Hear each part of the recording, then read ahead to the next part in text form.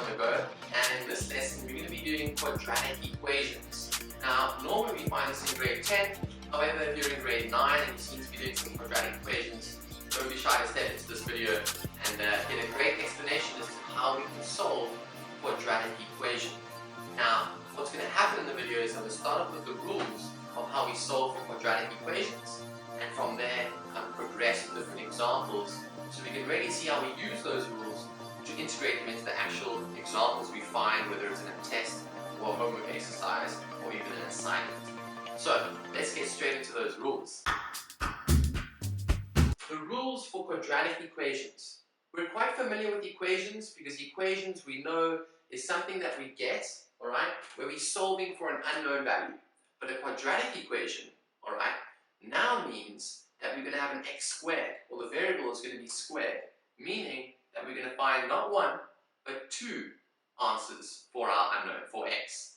And in mathematics, they like to call it two values or two roots, or even two solutions of the equation. Alright, so number one is make the right-hand side, I've just shortened it, RHS, or the left-hand side, the LHS, equal to 0.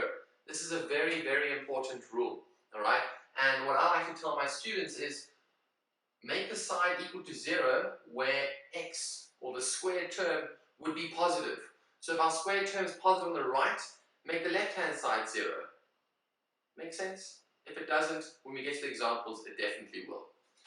The next step is going to be factorizing. Now this is a very important thing with quadratic equations, something we're not used to, but with a quadratic, because we're going to find two values of x or y, whichever variable they use, we're going to need to factorize. So if factorizing is a weakness of yours, please go check out our past YouTube videos where you'll see how we need to factorize. Trinomials, you need to understand them. Common factor, most definitely. Difference of two squares, all the types of factorizing, you need to get onto it because otherwise it's going to become very, very difficult for you. So, rule number 2 is factorizing, and in brackets I've written common factor first. And then number 3 is solve for x. So once we've done all the factorizing, we're now solving for x, and we're going to find those two values. So, what better than to get stuck in some examples? I'm just going to quickly clear this board, and then we'll get stuck into the first two. Now, within this lesson, it's very important that you realize that you can obviously pause it at any stage, right? If you're slightly confused or you want to practice it yourself, I am going to give you an example to do, where you'll pause the video, and then we'll chat about it afterwards to see if maybe we came up with the same answer. I'm hoping that we do. Alright, so in the first example, I notice that I have an equation. Why? Because I have an equal sign and I have values on either side. Alright, so I'm trying to balance this. But rule number 1 said that I need to make the left-hand side or the right-hand side equal to 0. Fortunately, our right-hand side is already equal to 0. So I can go ahead and try and factorize, because factorizing is step number 2. So if I look at what's on the left-hand side here, because I've been practicing my factorizing, I should know that I'm looking at a trinomial. Now, how do we factorize a trinomial? If you don't know, please look at the previous videos. But I'm going to open up two brackets here. Still equal to 0, please. Make sure you keep writing this down, because it is an equation. And if I'm going to factorize, it's going to be x and x. Because my c is positive, both the signs are going to be the same. Because my middle term, the coefficient of b, is negative, they're both going to be negative signs. And then how do I make 6? But when added together gives me 5, it's going to be 2 and 3. Alright? I did that quite quickly because you need to know you're factorizing from here. Alright? Now, this is the important thing to understand about quadratic equations, is that I need to ensure that this side will be 0. Alright? Because then it balances. Because it's trying to say that this side needs to equal 0 because this side is 0. So, for which value of x will make this side 0? Well, in this bracket, it would be positive 2, because a positive 2 minus 2 is 0. Now I have to multiply this bracket by this bracket here. 0 times anything will make it 0. But there's a better way to do it. We just take each bracket and make it equal to 0. So x minus 2 needs to equal 0, or x minus 3 needs to equal 0. And this is how we find the two different values. Or in some cases could be the same. But here, I need to just take it over, it becomes x is equal to a positive 2, because my 2 went across and the sign changed, right? Or x is equal to positive 3. Now, some of you don't like to do this step over here, right? And I understand because you're a bit advanced and you know that you know your stuff, but what I do recommend is that when we move to further examples, okay, and we're going to find that our x's in these two brackets are going to have coefficients, I then suggest that we do take this extra step just to ensure we don't make any silly mistakes. Because in a test, what's the point of us doing all the hard work, knowing that we've studied really hard, and we know exactly how to do a quadratic, get to the test, make a silly mistake, and lose out on the marks. It just wouldn't be fair on us. So these kind of questions are the ones we sort of bank on, because once we know the strategy, it becomes very straightforward. It's not like a trig question or a geometry question, should I say, where sometimes you just need to see it, and on the day you might just not see it. Alright, so that's the first example done. I now know that I have two values. X is equal to 2, or I said, or x is equal to 3. Very important that we write that or in the middle. Okay, let's move to the next example. So, I've got 2x squared minus 2x is equal to 4. This is going to be a very similar setup, alright, but with some added steps. Because what's the point of always doing the same type of example? Is always, we know the trick, when we get to an exam, the teacher just decides to throw us off and put it in a completely different format. So let's look at this one. Alright, sticking to the rules, rule number 1 says that I need to make the LHS, the left-hand side, or the RHS, the right-hand side, equal to 0. Now, I noticed that neither of these sides are equal to 0. But my tip in the beginning of the lesson was, where's my x squared positive? Well, I find that it's positive on the left-hand side. So let's bring everything to the left-hand side and make the right-hand side, the RHS, equal to 0. So that's going to be my first step. So I'm going to write 2x squared minus 2x. And I bring the 4 over the equal sign, which means it changes to a negative 4. So that's minus 4 is equal to 0. Now step number 1 is done. What is step number 2? Do we remember? Factorizing. Right. So, this is a what? A trinomial. Now, if we know our trinomials and we've practiced them and we watched the videos like I really recommended you to do so, I can't actually tell you enough how important it is to go and watch that video if you're not that waxed on factorizing, especially with trinomials. If I ever find that I have a coefficient of x squared, I should always try and take it out as a common factor. Just like they said in the second rule here today, I said to you, when factorizing, first see if we can take out a common factor. And we can. We can take out a common factor of 2. Because 2 is into 2 and into 4. So I'm going to take it out. I'm putting it in red, just so you know it's taking out a common factor. Open up a bracket. What am I left with? X squared minus x minus 2 is equal to 0. Now, when I have a bracket and something is outside the bracket, if it's a constant, so if it's a number, right, without a variable, so it does not have x, then we can divide both sides by that number to get rid of it. But we don't ever divide by an x, because if we do, we could be losing a value, and that'll be seen in a further example. So I divide both sides by my common factor of 2. Alright, and of course, don't be confused, 0 divided by 2 is still going to be 0.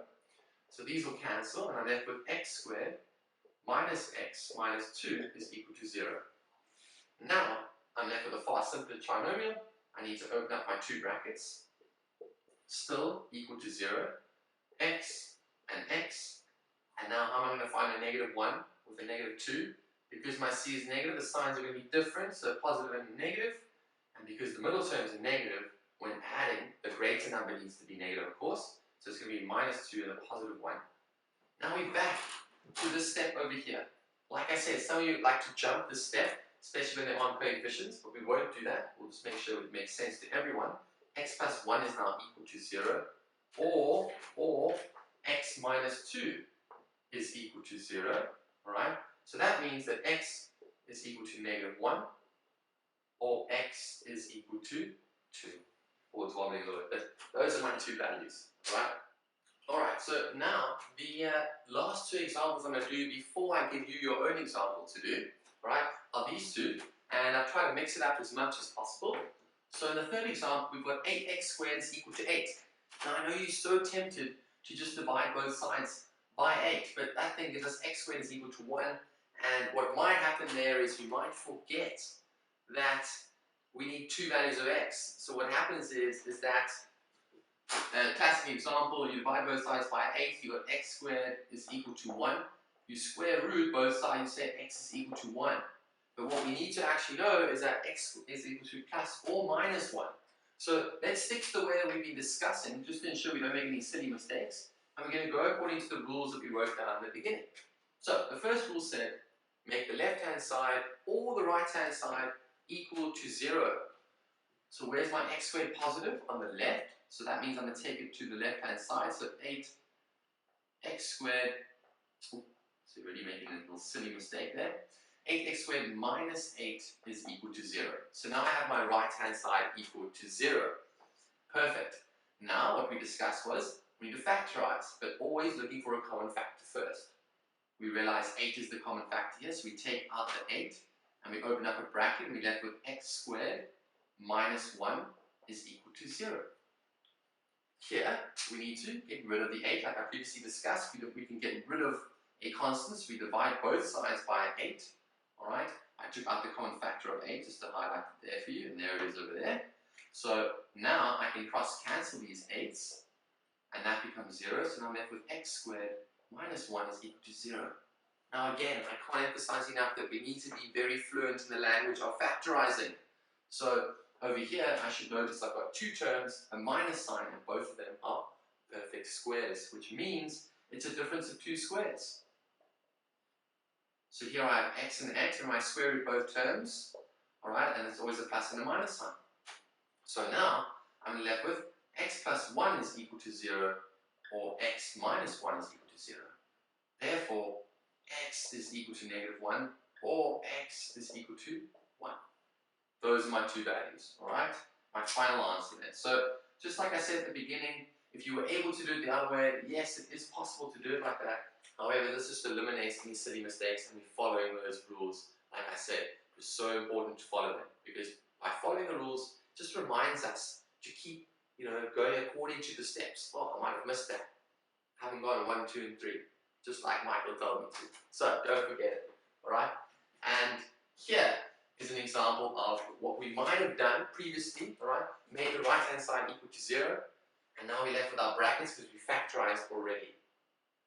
However, sometimes they can give you these brackets, but also have a constant on the right-hand side.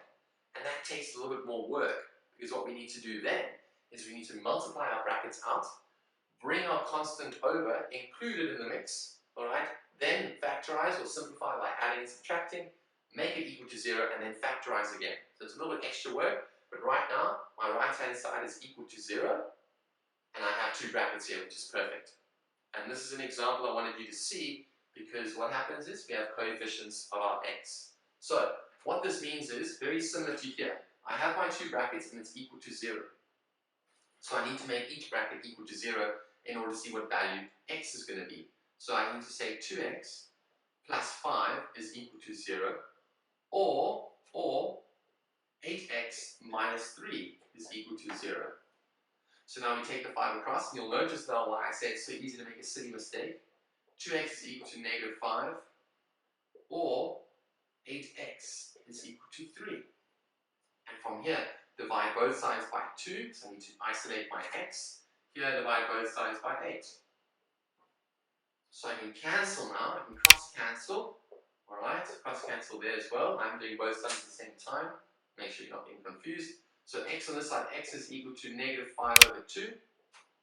And over here, x is equal to 3 over 8.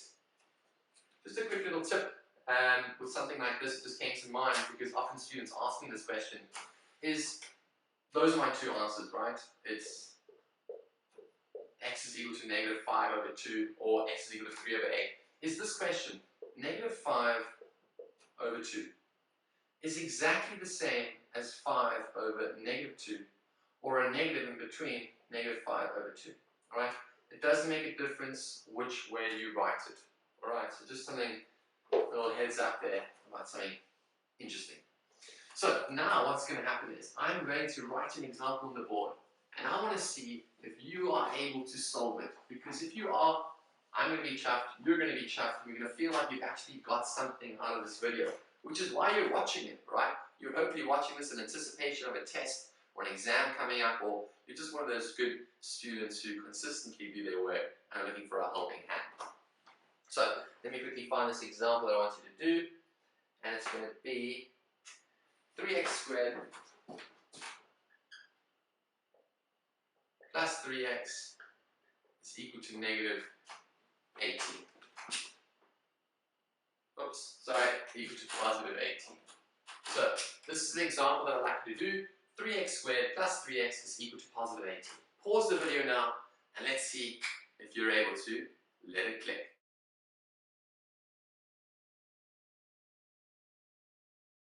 Alright, hopefully you've managed to try and solve this and you've got your two values of x. So what was step number 1? Step number 1 was to make the left hand side of the right hand side equal to 0. So we're going to make the right hand side equal to 0 because we want our x squared to stay positive. So we're going to have 3x squared plus 3x minus 18 is equal to 0. That's step number 1. Step number 2, factorize. I noticed that there was a common factor to take out because 3 happens to be the common factor of all 3 of those. Okay? So I can take out the 3. And what am I left with? Well, I'm left with x squared plus x minus 18 divided by 3 is 6 equal to 0.